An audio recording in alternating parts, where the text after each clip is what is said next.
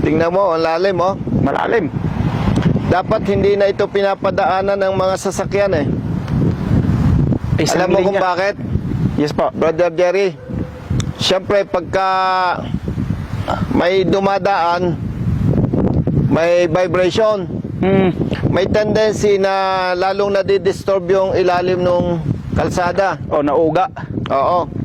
Tapos, kapag ka umuulan, hindi maiwasan may seepage, yung tubig, Oo, mag-subside. doon sa ilalim noon. Hindi makokontrol basta yan eh, lupa yan eh. So yan o, katulad yan o. Habang dumadaan yan, nagbabibrate. Di ba? Oo. Oo. So, lalong nadidisturb yung foundation. Oh, lalo pa kung umuulan, may tubig na sumisinip Oo. sa ilalim, no? Kaya napakadelikado niyan. And kung hihintayin pa na mag-collapse lalo, mas malaking trabaho, mas mahirap, mas malaki ang gastos. Kaya dapat ito binibigyan na ng DPWH ng immediate attention. Lalo pa yan, oh. Yan sinasabi ko na medyo malalaki. Mabigat yan. Bigat yan. Oh, syempre habang tumatakbo yan, nagbabibrate sa ilalim. No? Oo. Kaya dapat makarating agad ito sa DPWH. Ang problema, pag napatsyempo na may dumadaan, doon mag-collapse, pwedeng may mamatay na motorista. Di ba? Tama. Ang isa kasing problema sa atin, marami, reactive. Parang yung sa Marilake, ano? Nung police pa tayo, binigyan natin ng action yan. Nag-coordinate tayo sa PNP, Sa LTO. LTO, at sa local government unit. Tama. Naipakita natin yung dapat na diskarte, no?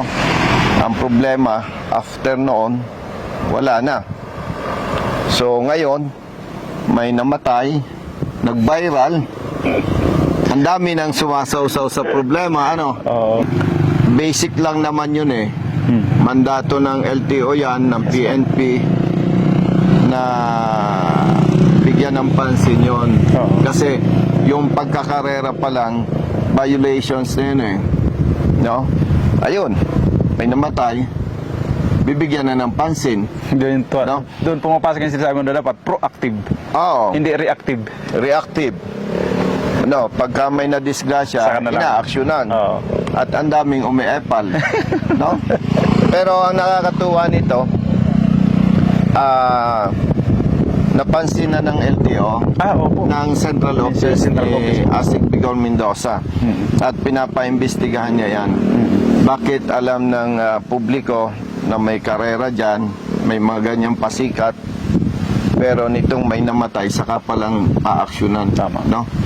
Anyway, ito nga, balik tayo dito. Dapat ito ay kung mungkahi natin, dapat totally black na yan. Wala nang dadaan.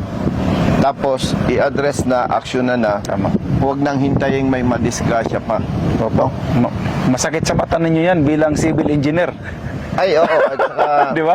hindi, yun nga nabanggit ko sa iyo eh. Pag may dumadaan, may vibration Tama. yan eh. Di ba? Ay loose. Siyempre, lalaki ang damage. Tapos kung umuulan, may seepage, may sisinip na tubig, lalong humihina ang ilalim.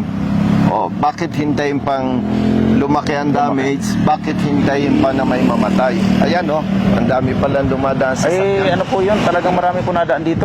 Oo. Kasi ito po yung pinakamalapit na way papuntang Vizcaya. Anyway, makikipag-ugnayan tayo sa DPWH. Oh, Region 2. Hindi, doon na sa Central. Central na po. Oo. Kasi huwag nang hintayin may mamatay pa.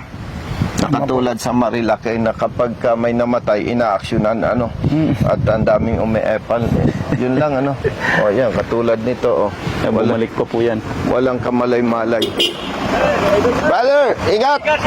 Mayroon! Oo. Oh, dalawa, tig-isa kayo. Ingat kayo. Ingat, ha? Okay, let's go.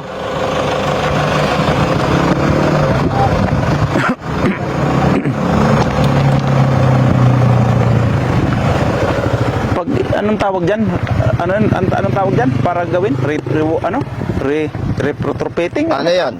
Anong tawag? Lalagyan ng retaining wall. Yun, retaining wall. Pag ginawa po nila ng ngayon, hindi masyado magastos, ano? Ay, malaking gastos yan kasi napakalalim. Hindi ba? Ibig ko sabihin na hindi na nila hantayin na totaling madamage lahat halos. Ay, siyempre, pag yan ay nag-collapse, Kaya nga, mas malaking gasto. oo, dapat hindi na hintayin. Oo. Yan o, extend lang to. Pero malaking gastos yan dahil ng malalim. Ay, ibig ko sabihin meron din pala, kaya lang hindi kaya, no? Ayan, no? Ayan o. Meron. Alam mo ba kung bakit nag-collapse yan? Opo. Siyempre, may tubig galing sa taas, di ba? Ay hindi nila na construct ng maayos na dapat yung tubig Hindi bumaba. Doon, hindi sa dapat ilalim.